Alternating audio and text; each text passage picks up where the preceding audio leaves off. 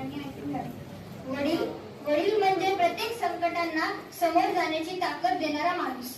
जसे माझे बाबा आज ते सेवानिवृत्त होत आहे, तर सर्वात प्रथम आपण पाहू बाबा म्हणजे काय. ते सर्वजण कुणाची ना कुणाची तरी बाबा नक्कीच असतात.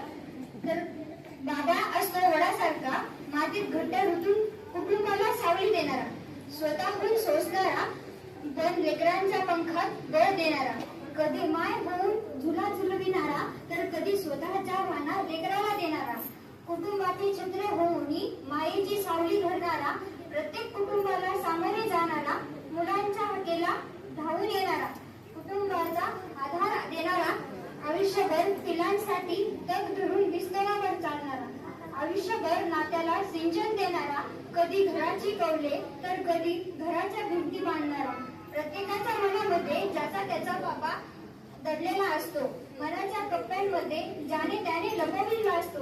तर आपण आज सेवानिवृत्ती निमित्त एक छोटेसे सांगत आहे.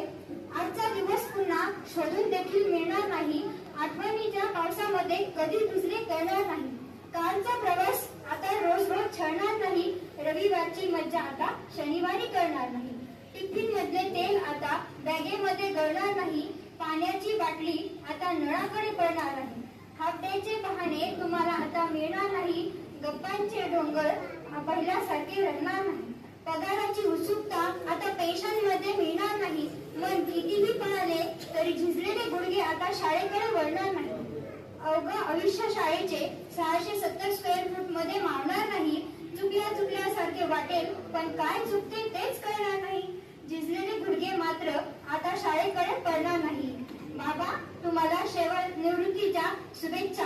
आता नको ती घड्याळाची टिकटिक, नको कामाचा ताण, सेवानिवृत्तीचे नंतरचे आयुष्य जरा तुम्ही एकदम छान.